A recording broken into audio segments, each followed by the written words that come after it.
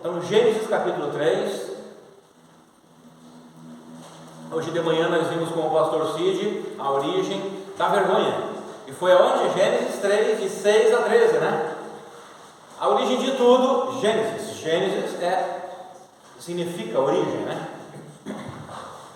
Então, Gênesis 3, de 1 a 6. Como eu tive ali uma semana bem corrida, não consegui colocar no PowerPoint, seria melhor para os irmãos acompanharem lá. Então, eu vou falando aqui as palavras e tudo, os irmãos vão pegando aí. Depois eu vou colocar lá, está gravando ali, né? Pode ver, por favor? Eu vou colocar lá no canal da igreja para você rever, se você precisar, tá? Não vai estar passando no PowerPoint. Então vamos ler, vocês acompanham, por favor. A serpente era o mais astuto de todos os animais dos campos que Yahvé Deus havia feito. E aconteceu que ela questionou com a mulher: então foi isto mesmo que Deus falou? Vós não podeis comer nenhum dos frutos das árvores do jardim?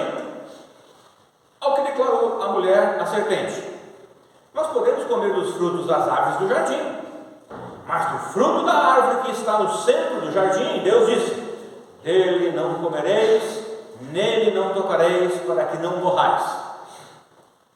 A serpente então alegou à mulher: com toda certeza não morrereis.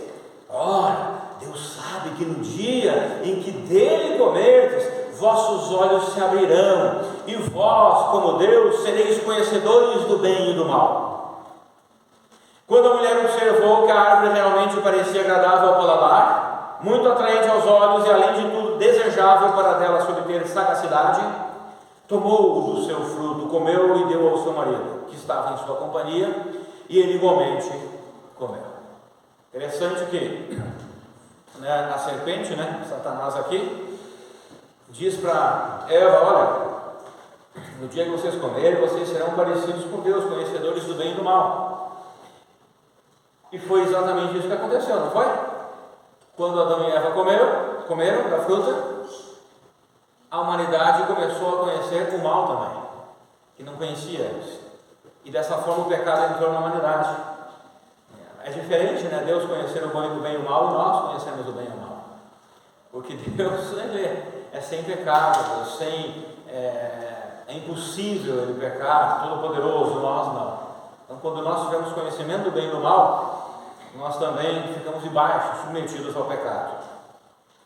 Então, conflito é uma palavra provinda do latim conflictus, e o seu significado é o mesmo que dá o dicionário de Oxford: choque, embate, enfrentamento entre duas ou mais partes. Então, um choque, um embate ou um enfrentamento entre duas ou mais partes. Pode ser duas pessoas ou dois grupos. No hebraico e no grego tem o mesmo significado.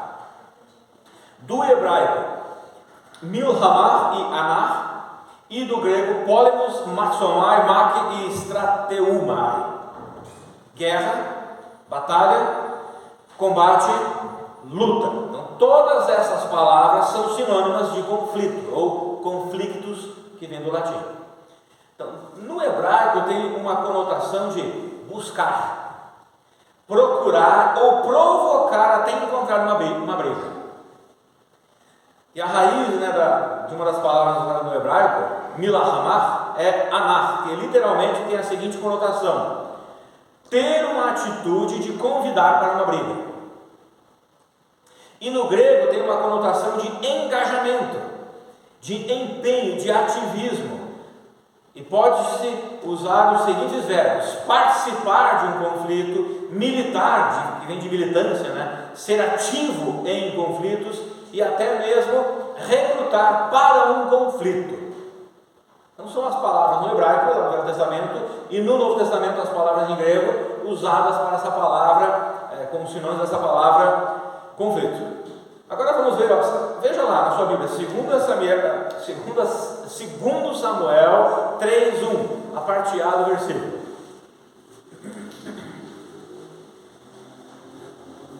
Segundo livro de Samuel, capítulo 3, versículo 1, a parte A do versículo.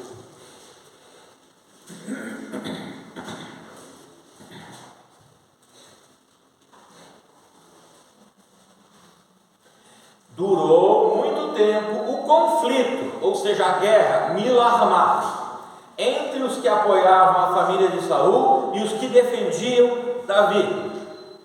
Na sua tradução está outra palavra além de conflito? Guerra, que é milahama. Agora vá para 2 Reis 5:7. E aqui nós vamos encontrar a palavra anar, que é a raiz de milhamah.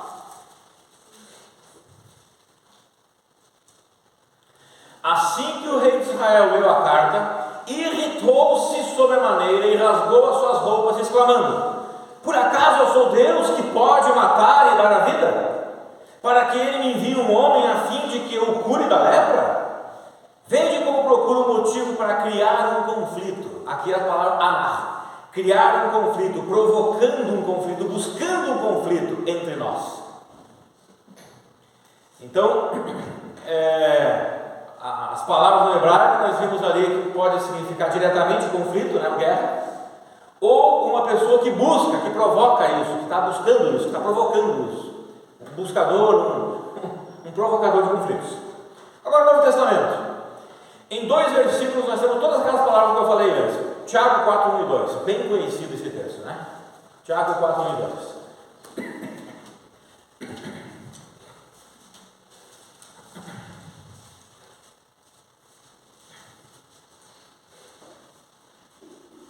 Então, as palavras que eu falei antes, no grego é polemos, mak, strateumai e maxomai. Nós vamos ver essas 4 palavras aqui, ó. De onde vêm as batalhas? Polemos. E os desentendimentos? Mak, que há entre vós?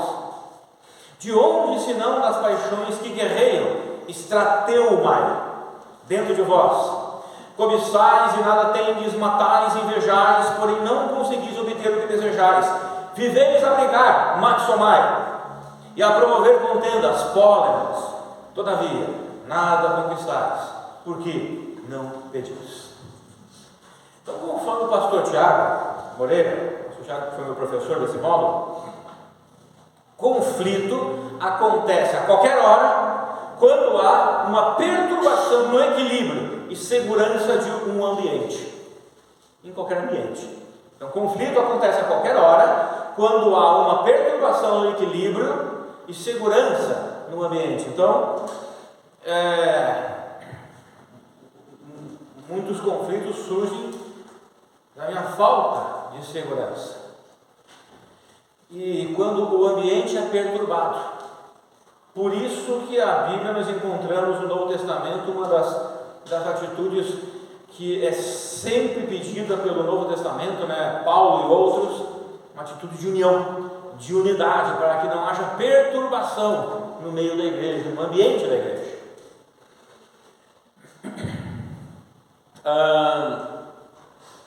Ken Sand escreveu o seguinte. Ken Sand é um escritor, ele escreve muito sobre o aconselhamento bíblico e a área dele é conflitos. Ele escreveu o seguinte: conflito é uma diferença de opinião ou propósito que frustra os objetivos ou os desejos de uma outra pessoa. Conflito é uma diferença de opinião ou até de propósito que frustra os objetivos ou os desejos de uma outra pessoa. Então, nem sempre um conflito quer dizer pecado, porque as duas opiniões, a minha opinião A e a opinião B, pode não ser pecado, nenhuma nem outra. Mas às vezes não tem que ser escolhida uma, tem que ser escolhida ou a A ou a B, ou se tiver mais, 3, né, A, B, C ou D, tem que escolher uma.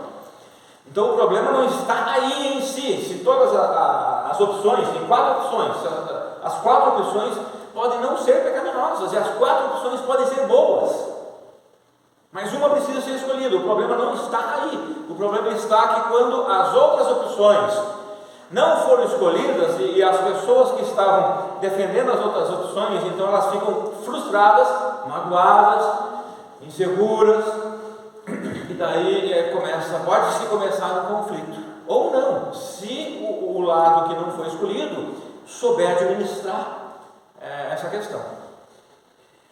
Então o pastor Tiago concluiu da seguinte maneira: assim, podemos concluir que conflitos são choques entre desejos e valores de uma pessoa ou grupo contra os desejos e valores de outra pessoa ou grupo, resultando em perturbação na paz que havia anteriormente. Então, conflitos são choques de desejos. E os desejos podem nem ser pecaminosos. Então tem dois grupos ou duas pessoas com desejos diferentes. E os desejos do grupo A não é pecaminoso, nem do grupo B é pecaminoso. Às vezes pode acontecer de os desejos de ambos se mesclarem e andarem mesclados. Às vezes não. Então a questão não está nisso. Até aí está tudo bem. A perturbação acontece quando o desejo do grupo A é colocado em prática e não é escolhido o desejo do grupo B. E o grupo B, então, sente-se inseguro, ofendido, sente-se que deveria ser o dele. Então, daí o grupo B começa a agir de uma forma pecaminosa e tira a perturbação. Não temos informações detalhadas, mas tudo indica que o primeiro conflito... O que os irmãos acham? Qual foi o primeiro conflito na existência do universo? O que vocês estão pensando aí na mente de vocês? A mente de vocês levou para vocês para onde? Caim e Abel? Ótimo. O que mais? Não, vocês estão falando, murmurando bem baixinho, não estou conseguindo ouvir. Lúcifer, né? E um terço dos anjos, né? Que Lúcifer conseguiu convencer. E na humanidade nós tivemos, de Caim e Abel, acho que foi o segundo, que o primeiro foi de Adão e Eva, que nós lemos aí em Gênesis, né? Mas Caim e Abel foi um conflito que gerou morte física, né? Mas o primeiro conflito, não temos esses detalhes, como eu falei assim, de forma objetiva, mas tudo indica, lendo a palavra de Deus, que o primeiro conflito foi quando Satanás desejou tomar o lugar de Deus e liderou uma rebelião que resultou na queda de um terço dos anjos, ou Lúcifer, né? O primeiro conflito. Então os anjos criados por Deus têm desejos também. E Lúcifer desejou tomar o lugar de Deus, mas ele podia ter administrado isso. Lembra quando Deus falou para Caim, né? O teu desejo é contra ti, a ti cumpre dominá-lo. E até aí, tudo bem. Caim estava andando num sinal laranja, porque ele estava com desejos lá dentro. O problema foi quando Caim, então, executou os seus desejos. Executou de forma ao primeiro assassinato.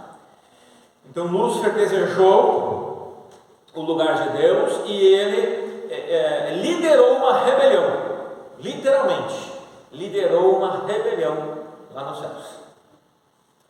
Então o primeiro conflito dos seres angelicais ou espirituais foi com Deus. Então o primeiro conflito foi de Lúcifer com quem? Deus, olha só. Já o primeiro conflito dos seres humanos também foi com Deus, né? Como vimos em Gênesis 3, 1 a 6, sempre com Deus, sempre com o Criador. E os conflitos entre os seres humanos se iniciaram após a queda, depois que o pecado entrou no mundo através de Adão e Eva. Então o primeiro conflito entre seres humanos foi Adão e Eva. Hoje de manhã nós ouvimos, né? O que Adão fez quando Deus cobrou ele? Foi ela que começou o conflito. Quando Deus perguntou para Eva, foi a cobra. Quando Deus perguntou para a cobra. Então, mas antes não era assim. Veja lá Gênesis 1, 31, a parte A do versículo. Alguém pode ler bem alto, só a parte A do versículo. Gênesis 1, 31a. E vê Deus fez tudo quanto tinha feito, e eis que era muito bom. Deus, tudo que ele fez, ele viu que era muito bom. E Gênesis 2,25, Pode ler também? E ambos estavam nus, o homem e a sua mulher, e não se envergonharam. Os relacionamentos humanos, antes da queda, eram marcados por inocência e paz. Eles estavam nus e não se envergonhavam, inocência. E paz, porque tudo que Deus criou era bom. Não havia guerra, não havia conflito. Então, já que o primeiro conflito dos seres humanos foi entre o homem e Deus, vamos ver então como que isso aconteceu aqui. Gênesis 3, de 1 a 4, eu já li, a tentação veio por uma distorção e negação da palavra de Deus. Porque foi isso que a serpente fez, Satanás fez, né? Ele distorceu a palavra de Deus e negou a palavra de Deus. Ele não disse assim, não, a palavra de Deus não vale nada, não, ela até é boa para alguma coisa e tudo, né? Mas não é bem assim como Deus falou. Não foi assim que a cobra disse, olha, não é bem assim, porque Eva disse, ó, Deus falou isso, e a serpente disse, não, não é bem assim. Não é assim que ainda as religiões aí por aí fazem, as seitas e heresias fazem. Não é bem assim, viu? Não é bem assim que acontece. Então, a tentação, veja que a tentação veio por uma distorção e negação da palavra de Deus, a tentação. Daí, os 5 e os 6, essa tentação conduziu o homem a uma desconfiança sobre o caráter de Deus. Então veio uma tentação externa, e através dessa tentação levou Eva e Adão a desconfiarem sobre o caráter de Deus. Mas será que Deus é tão bom assim? Porque lembra que a serpente falou? Não é assim, vocês vão ser conhecedores do bem e do mal. O que a serpente estava falando por trás aí das cenas era, olha, Deus não é tão bom, Deus está escondendo coisas de vocês, Deus está escondendo bênçãos de vocês. E Eva e Adão, pois é, Deus está escondendo mesmo, podia saber mais, Ele está escondendo coisa de mim, né? Não é assim muitas vezes, nós, né, às vezes, né, jovens, né, adolescentes, nós adultos, não, eu vou experimentar aquilo, Deus está querendo esconder algo de mim, Ele está querendo me negar uma bênção, uma coisa boa, né? Então, engano. E também, essa tentação colocou um desejo em Adão e Eva de independência, que resultou em desobediência. Não, eu quero ser independente de Deus, quero ser independente dele. E a Bíblia nos ensina a sermos dependentes de Deus, né? Então, esse primeiro conflito entre o homem e Deus, nos trouxe diversas consequências.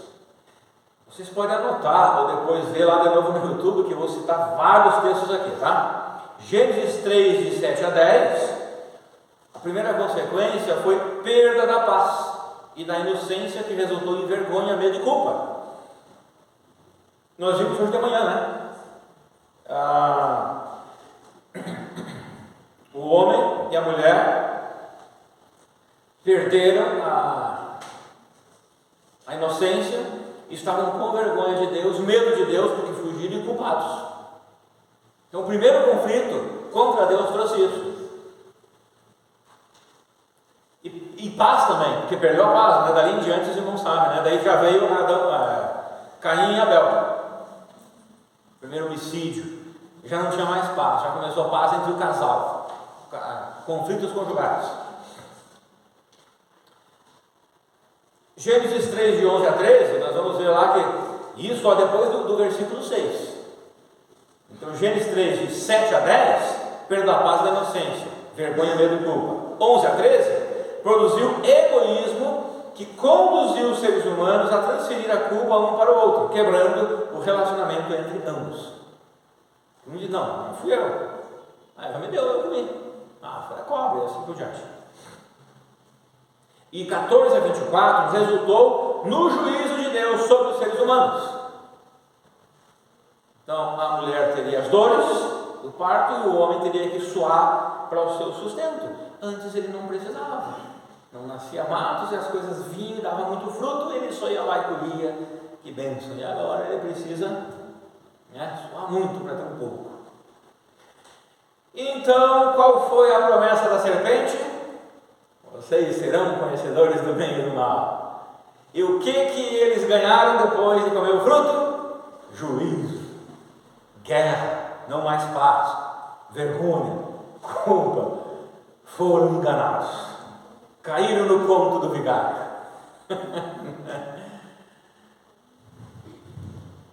Então a sequência de um conflito é a seguinte, Gênesis 3, de 1 a 6, conflito com Deus. Gênesis 3, de 11 a 19, conflito matrimonial. Gênesis 4, de 1 a 8, conflito familiar. A história de Caim e Abel. Gênesis 4, 23 a 24, conflito na comunidade secular e religiosa.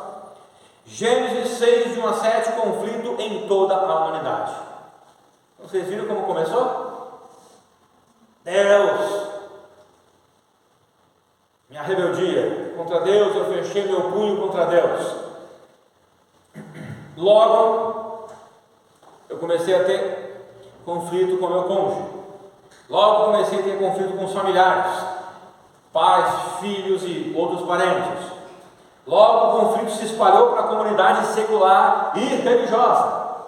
E logo o conflito estava em toda a humanidade. Ou seja, é como um vírus, uma doença contagiosa. O pastor Tiago concluiu da seguinte maneira: conflitos possuem um potencial desastroso e dificultam o experimentar da paz de Deus em sua criação. Entretanto, o próprio Deus, por meio da sua graça, providencia uma solução para os conflitos por meio do seu Filho. Então, esta que é a bênção, porque Deus conserta tudo, Deus arruma tudo. Nós não vamos ver como isso vai acontecer nesse estudo. Nos estudos próximos a gente vai ver sobre o conserto dos conflitos, como que Deus faz isso, mas é em Cristo Jesus. Cristo Jesus veio para isso, veio neste mundo para acertar esses conflitos, essa guerra. Então, como que surgem os conflitos? Como os conflitos surgem em nosso cotidiano, no nosso dia a dia? Qual é a raiz dos conflitos ao nosso redor? Então veja novamente Tiago 4:1. Vamos lá de novo para aquele texto.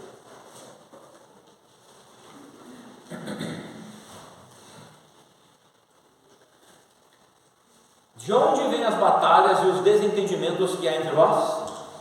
De onde, senão das paixões que guerreiam dentro de vós? Então, primeira etapa, os conflitos iniciam com os desejos de nosso coração. Pode anotar lá, os conflitos iniciam com os desejos do nosso coração, que não são atendidos. Lembra do grupo A e do grupo B? Foi escolhida a opção A e colocada em prática, o grupo B não, eles tinham um desejo. E o desejo deles não foi atendido. Esses desejos podem ser até legítimos e bons, mas que acabam dominando o nosso coração, assumindo o lugar de Deus e se tornando ídolos que governam nossas vidas. Então o grupo A pode, não, peraí, não pode ser assim, nós temos que lutar para que a nossa vontade seja feita. Isso acontece num governo, numa empresa, numa escola, numa família, numa igreja, pode acontecer. E o grupo, então, não, nós vamos lutar para que o nosso desejo seja válido, seja escolhido. E daí aquilo se torna um ídolo para o coração daquele grupo. Segunda etapa, então a primeira etapa são desejos não atendidos. Segunda etapa, quando os desejos enveredam e controlam o nosso coração, mente, alma, sentimentos, eles acabam se tornando exigências. Essa é a segunda etapa, exigência. Primeira etapa, desejo. Segunda etapa, exigência. Então, o grupo B está lá, o meu desejo não foi atendido. Alto lá, eu exijo que seja atendido, eu exijo que as coisas mudem, eu exijo recontagem, e assim por diante, eu exijo tal coisa. Ou seja, a pessoa acaba a considerar o que quer como uma necessidade para a sua vida. Ela pensa que é injusto se não receber aquilo. Terceira etapa: depois que os desejos, por causa da sua intensidade e do controle total do coração, se transformam em exigências, estas, por sua vez, conduzem ao julgamento. Então, terceiro, julgamento. Primeiro, desejo. Segundo, exigência. Terceiro, julgamento. Então, está aqui o grupo B. Eu tinha um desejo, ele não foi atendido. Eu exijo. E depois da exigência, eu começo a julgar o outro grupo. Ou as ações, as atitudes, a opção que foi escolhida. Então eu começo a julgar. Mas tem o julgamento. Irmãos, isso acontece em igrejas, infelizmente. Então, quando o meu desejo controlador não é atendido por outra pessoa ou grupo, torno-me um juiz e condeno a atitude daqueles que impedem a satisfação dos meus desejos. Então eu começo a julgar e procuro impedir o trabalho daqueles que estão impedindo os meus desejos de serem satisfeitos, porque eles precisam ser satisfeitos, né? Sabe aquela criança no mercado, né, que fica esperneando lá? Quarta etapa: o julgamento, por sua vez, resulta em punições. Aqueles que impedem a satisfação do desejo controlador são punidos, seja por meio de palavras, indiferença, afastamento ou comportamentos agressivos. Então vamos lá. Primeira etapa: desejo não atendido. Segunda etapa: eu exijo. Terceira etapa: julgamento. Quarta etapa: vou pôr em prática agora tudo isso, vou punir. Então eu vou punir ignorando, eu vou punir sendo indiferente com aquele grupo, eu vou punir me afastando ou até tendo comportamentos agressivos, seja físicos ou com palavras. Pode chegar até agressões físicas, porque daí vem a polícia, envolve a polícia, mas pode ser com palavras, né, também. Então, irmãos, percebo como é a dinâmica aqui dos conflitos, e que eles são, é sério, né? É algo sério. Então agora vocês podem, anotando lá, vocês podem ver. Olha, eu preciso cuidar, porque eu posso estar aqui nessa etapa, naquela, né? Eu tenho que cuidar com meus desejos, para nem passar para a segunda etapa, né? Então, desta forma, o conflito não é algo exterior a nós. Muitas vezes nós queremos dar culpa às coisas fora de nós, mas é algo que está dentro de nós, parte do nosso coração. O processo dos conflitos se originam em nós. Não é algo por causa do ambiente, ou de outra pessoa, ou de algum grupo. É de dentro de nossos corações, dos nossos desejos, em satisfazer os nossos próprios prazeres. Então nós precisamos cuidar muito com isso. Muito mesmo. Né? Vou tentar pensar em algum exemplo aqui, ó. Tem um exemplo de música, vamos pegar o exemplo de roupa, né? A Bíblia ensina para o crente se vestir de forma moderada, certo? E a nossa igreja tem um padrão que nós escolhemos há tempo atrás e que nós seguimos uma tradição, tá? Terno, gravata, vestido, saia e moderado. Ok, tranquilo. Tem grupos que não seguem essa tradição, essa cultura. E tranquilo. Por que eu digo tranquilo? Porque se for moderado, ainda está tranquilo. O problema é quando igrejas e crentes colocam isso, questão de música eu citei porque é uma delas, e outras também, como no mesmo nível da Bíblia, da autoridade da Bíblia. E daí, se o outro não fizer o que eu quero, eu vou punir eles. Eu vou me afastar deles, eu vou ignorar eles e vou diminuí-los. Está dentro dessa questão dos conflitos.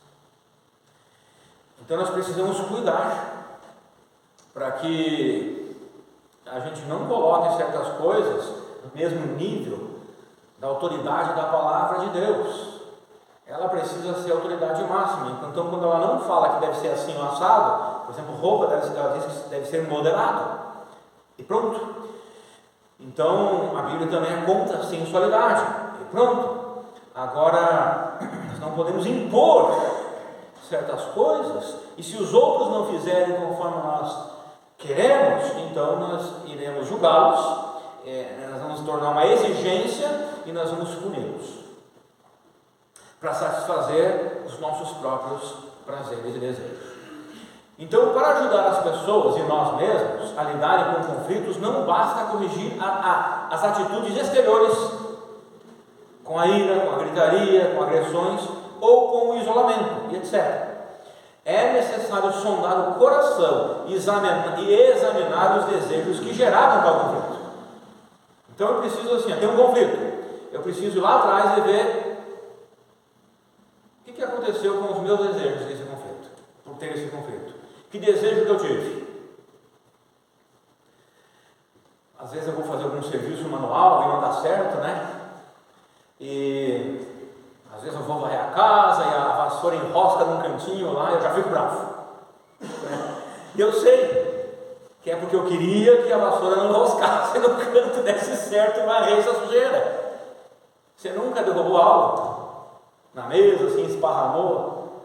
Você fica lá com a mão assim, puxa vida, eu estava fazendo tudo certinho, para ter o tempo certinho, para não perder tempo, e agora eu vou ficar 15 minutos limpando isso aqui. E eu fiz. Mas a culpa não é do leite derramado, do copo que derramou, do suco, do refri, não é minha, foi minha, né, que eu só estava nada. Né? Então é interno. Agora a gente não leu Tiago 4, de 7 a 10, vamos ler esse último texto aqui. Eu termino por aqui. No próximo estudo, que é o processo sobre conflitos, eu vou continuar esses estudos aqui, a dinâmica dos conflitos, até nós chegarmos como resolvê-los. Portanto, sujeitai-vos a Deus, resisti ao diabo e ele fugirá de vós, achegai-vos a Deus e ele acolherá a todos vós. Pecadores, limpai as vossas mãos, e vós que tendes a mente dividida pelas paixões, purificai o coração. Entristecei-vos, arrependei e chorai, abandonai o riso fácil e pranteai, trocai a vossa euforia pelo pesar, humilhai-vos na presença do Senhor e Ele vos exaltará. Assim sendo, a solução para os conflitos se encontra em submeter os desejos ao Senhor, humilhando-se diante dEle e buscando agradá-lo acima de si mesmo. É claro que eu não estou desenvolvendo isso, eu estou colocando já para os irmãos, né? Como que nós devemos resolver os conflitos. Eu vou desenvolver isso pelos estudos que tenho recebido, para que ajude e abençoe a vida dos irmãos. Mas os irmãos viram aqui, versículo 7, se sujeitar a Deus, resistir ao diabo, mas se sujeitar a Deus. O 8, se achegar a Deus e Ele vai me acolher. Que mais que diz ali? 9, entristecer, se arrepender e chorar. E o 10, humilhai-vos, se humilhar a Deus. Então, nós devemos pegar aquele nosso desejo, porque nós temos desejos. E nós não ficamos tristes muitas vezes porque nossos desejos não são escolhidos? Sim, claro que ficamos. Nós precisamos aprender a colocar perante Deus: ó Senhor, meu desejo está contigo. Lembre-se do que Deus falou para Caim: o teu desejo será contra ti, e a ti cumpre dominá-lo.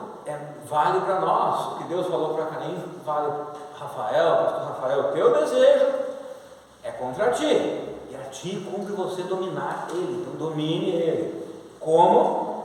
Me humilhando perante o Senhor Deus, chorando, me arrependendo, me entristecendo, me sujeitando a Ele. O que isso quer dizer? Quer dizer deixar Deus dominar a minha vida e me achegar a Deus. Eu preciso me achegar ao Senhor Deus. Então vamos cuidar, irmãos, com nossos conflitos, sejam eles pessoais, sejam eles na comunidade, igreja ou igrejas, na escola, no trabalho. Vamos cuidar com os nossos desejos. Nosso próximo estudo sobre esse tema será tipos de conflitos na igreja, tá? E ele está trazendo isso para nos ajudar a identificarmos e podermos, poxa, isso, aquilo, assim que está acontecendo. Então, vamos arrumar isso aí, porque Cristo veio para consertar tudo. Cristo veio para arrumar os conflitos.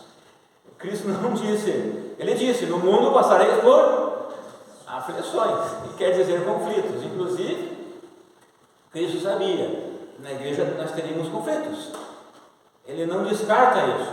O que Cristo diz, se acheguem a mim, sujeitem a mim, se humilhem a mim, eu vou ajudar vocês a serem dignos do Evangelho. Amém?